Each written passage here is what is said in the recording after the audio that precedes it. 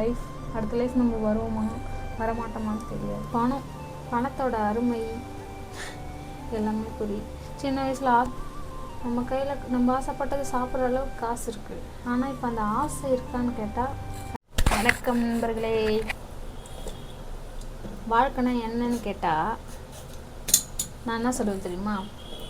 ஒரு நாள் சிரிப்பு, ஒரு நாள் செலவு, மீதி நாள் எல்லாம் சர்ப்ரைஸ்.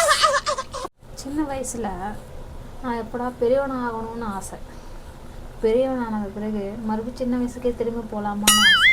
பள்ளிக்கூடத்தில் நம்ம படிப்பு எப்படா முடிப்போம்னு எதிர்பார்த்துட்டு இருந்திருப்போம். ஆனால் இப்போ இஎம்ஐ எப்படா முடிப்போம் அப்படின்னு காத்துக்கிட்டு. அதாங்க வாழ்க்கையே. சம்பளம் வர்ற அன்னைக்கு மட்டும்தான் நம்ம ராஜா.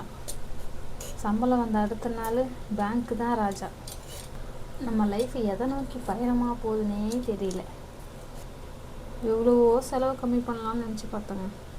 ஆனால் ஆஃபர்னு அந்த பிறகு இது வாங்காமல் இருக்க முடியல. ஒரு மனசு திருப்தி, ஆஃபரில் தானே வாங்கியிருக்கோம் அப்படின்னு.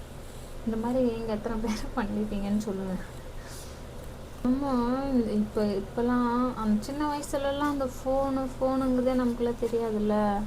ஆனால் இப்போ இந்த ஃபோனுக்கு சார்ஜர் ஒரு 5% வந்தாலும் இன்னும் நம்ம உசுறு போகிற மாதிரியே ஒரு ஃபீல். இந்த சின்ன வயசில் இந்த பணம் நமக்கு இது பற்றிலாம் நம்ம கவலையே பட மாட்டோம்ல. இப்போ நம்ம எப்போ அந்த லைஃப்குள்ளே என்ட்ராகிறோமோ, நமக்குன்னு ஒரு ஃபேமிலி, நமக்குன்னு ஒரு குடும்பம் வந்த பிறகு பணத்தோட அருமை எல்லாமே புரியுது. சின்ன வயசில் ஆசைப்பட்டது நம்ம வாங்கி சாப்பிட்ருக்க மாட்டோம். அப்போ வாங்கி சாப்பிட்ருக்க மாட்டோம்னா அப்போ காசு இல்லை. அதாவது நினைப்போம், ஆனால் நமக்கு வாங்கி சாப்பிட்ற அளவுக்கு காசு இருக்காது. இப்போ நம்ம சம்பாதிக்கிறோம், நம்ம கையில் நம்ம ஆசைப்பட்டது சாப்பிட்ற அளவுக்கு காசு இருக்குது. ஆனால் இப்போ அந்த ஆசை இருக்கான்னு கேட்டால் கண்டிப்பாக இல்லைங்க.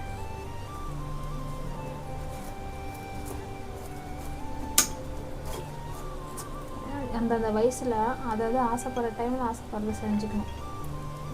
காசு இருக்குள்ளே செஞ்சுக்கலாம் அப்படின்னா காசு இருக்கும், ஆசை மட்டும்தான் இருக்காது. இப்போ என்ன ஆசை? நம்ம பசங்களுக்கு என்ன செய்யலாம், அவனுக்கு பிடிச்சதை செய்யலாம், அவனுக்கு நல்லதை செய்யலாம் அப்படின்றது தான் தோணுதே தவிர நமக்கு இது செஞ்சுக்கலாம் போய்க்கலாம் எதுவுமே தோணலை.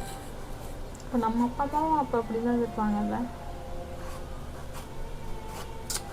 நம்ம அப்பா அம்மா ஆகக்குள்ளே தான் அதோட அருமை எல்லாமே தெரியுது. இருக்கிற ஒரு லைஃப் ஆசைப்பட்ட நேரத்தில் செஞ்சிருங்க. உங்களுக்கும் சரி, உங்கள் பசங்களுக்கும் சரி, உங்கள் குடும்பத்தினருக்கும் சரி, ஆசைப்பட்டதை அந்த டைமில் செஞ்சு கொடுத்துருங்க. ஏன்னா அந்த ஆசை போனதுக்கப்புறமா நீ செஞ்சாலும் அது ஒரு யூஸுமே கிடையாது. இருக்கிற ஒரு லைஃப் நமக்காக, நம்மளுடைய மனசு திருப்திக்காக நம்ம நாளைக்கு இந்த சாக படுக்கையில் இருக்கிறக்குள்ள நம்ம யோசிப்போம், நமக்காக நம்ம என்னடா பண்ணிக்கிட்டோம் அப்படின்னு யோசிக்க தோணும்ல. அந்த டைமில் நமக்காக வாழ்ந்துருக்கவே மாட்டோம். எல்லாமே அடுத்தவங்களுக்காகவே லைஃப் ஓடி போயிருக்கும். அதனால் அந்த ஒரு படுக்கையில் நமக்காக ஓகே நம்ம சந்தோஷமாக நம்ம பிடிச்சதை செஞ்சிட்டோம் அப்படின்னு யோசிக்கிற அளவுக்கு வாழ்ந்துக்கோங்க. இருக்க ஒரு லைஃப், அடுத்த லைஃப் நம்ம வருவோமா வரமாட்டோமான்னு தெரியாது. அதனால் இந்த ஒரு லைஃப்பை உங்களுக்காக வாழ்ந்துக்கோங்க. பின்னாடி வரத்துக்காக நீங்கள் எதிர்பார்க்க தேவையில்லை. அவங்க லைஃப் பார்த்துப்பாங்க. உங்களுக்கு பிடிச்சதை நீங்கள் செய்யுங்க, அடுத்தவங்களுக்காக செய்யாதீங்க.